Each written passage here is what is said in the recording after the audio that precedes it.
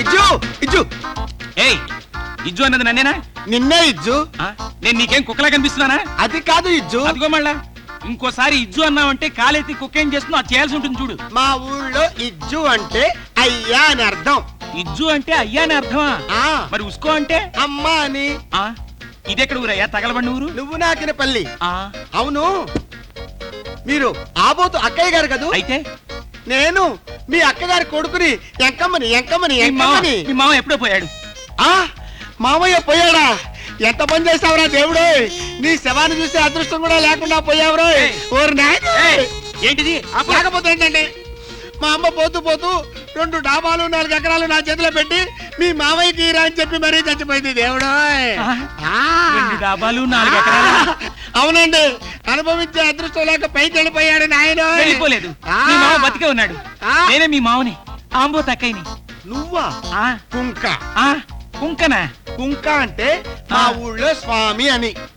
అవును, నువ్వు చచ్చిపోయావని ఎందుకు చెప్పావు కుంక? నా మీద నీకెంత ప్రేమ ఉందో తెలుసుకుందామని చిన్న తమాషా చేశాను రా. చాలా పడిపోతాను రా. మన ఇంటికి వెళ్ళి మాట్లాడుకుందాం పద. అమ్మో తీసురా, ఇందులోనే 2 డాబాలు 4 ఎకరాలు ఉన్నాయి. అయితే జాగ్రత్తగా తీసురా. పద. అమ్మ ముందు కళ్ళజోడు పెట్టుకుని వస్తా.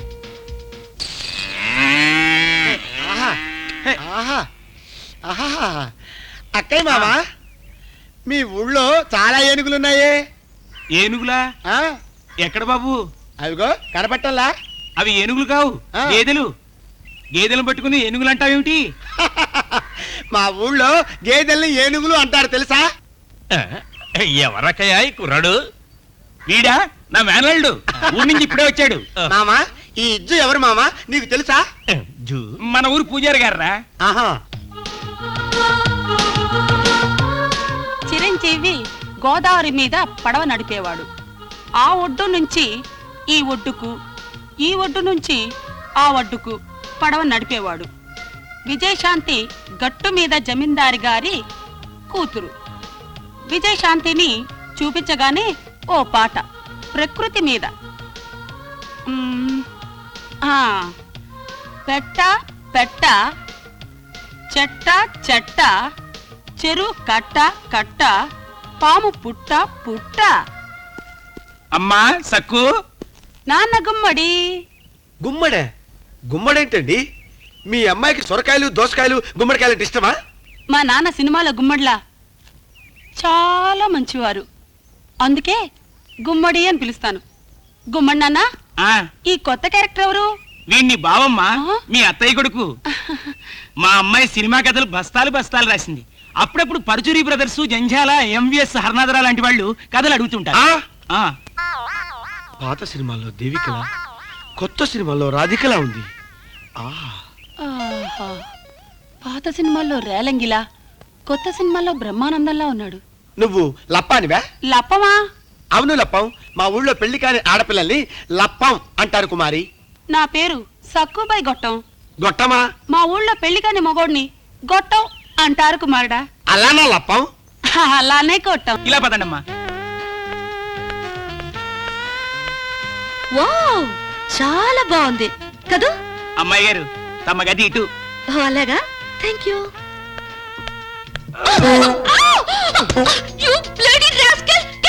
అమ్మాయి గారు, ఇతను మీ బావ, పేరు పుల్లయ్య, మీ మేనత్త కొడుకు. మన ఇంట్లో పని చేస్తుంటాడు. బావా లేవా? లే, కళ్ళు కనపడ్డలా? వాటంటే వాడు మాట్లాడలేడమ్మా, మగవాడు.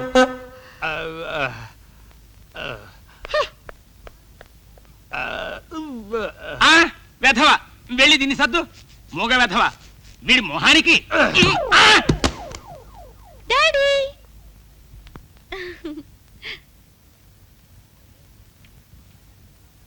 How are you? అమ్మాయి గారు మీరు ఎలా ఉన్నారని అడుగుతున్నారు.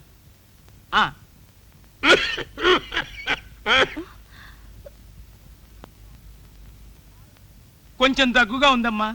ఆరోగ్యం పూర్తిగా పడిపోయే పరిస్థితి వచ్చింది. తెల్ల వెంట్రుకు తీసి చూపించారు కాబట్టి తను ముసలివారిని అయిపోతున్నానని, నీకోసమే బతుకుతున్నానని చెప్తున్నారమ్మా. ఓ మై గాడ్, డాడీకి మాట పడిపోయిందా?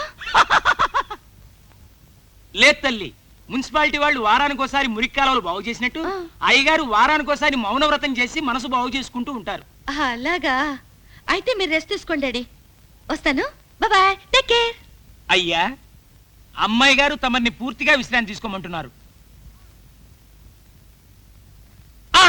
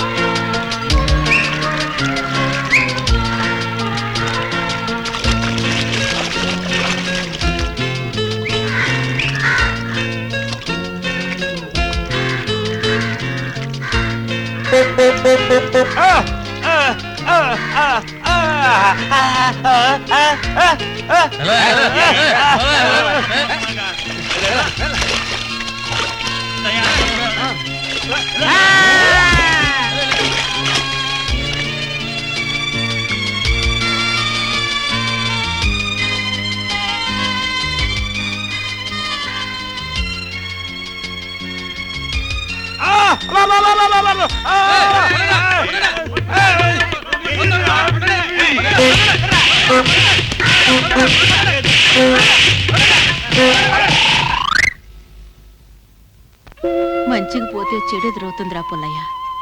కోతుల్ని అమాయకుల్ని ఆడించి ఆనందిస్తారా? చూసావా బాబాయ్, మోగాడనే జాలి కూడా లేకుండా నా బిడ్డని ఎలా గొడ్డను బాదినట్టు బాదారో. వాడు చెప్పే నిజాన్ని తమ స్వార్థానికి తారుమారు చేసి పెద్ద మనుషుల మధ్య బతుకుతున్నాను తల్లి. పుల్లయ్య నీతి వాడికి శ్రీరామ రక్ష. వాడి నిజాయితీ అమాయకత్వం వాడిని రక్షించి కాపాడే శ్రీరామ బాణం. భగవంతుణ్ణి మంచివాళ్లను ఎవ్వరూ ఏమి చేయలేరు తల్లి. పిచ్చి సన్నాసి. బావా బావా బావా, చిరంజీవి పనికొచ్చే కథ చెప్తాను వినమ్మా. చెప్పమ్మా. పిక్చర్ లో టైటిల్స్ పడతాయి కదా, పడతాయి. వెంటనే విశ్రాంతి. ఆ? ఆ అదే సస్పెన్స్. సినిమా చూపించకుండా విశ్రాంతి ఏమిటా అని జనం అంతా తల్ల బద్దలు కొట్టుకుంటారు. లారీలు దొరికితే తలలు లారీలు టైర్ల కింద పెడతారు. కరెక్ట్. మళ్ళీ హాల్లోకి వస్తారు కదా, వస్తారు. టికెట్లు కొడతారో తెస్తారా మరి? మిగతా కథ వెండి తెరపై చూడండి అని అక్షరాలు పడతాయి. ఆ?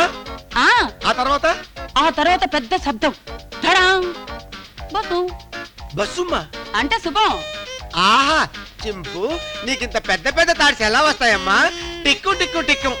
సినిమా మొదలవుగానే టైటిల్, వెంటనే విశ్రాంతి, ఆ తర్వాత బస్సు ముందనే ఉంది. ఇంతకంటే సినిమా కథ అనవసరం.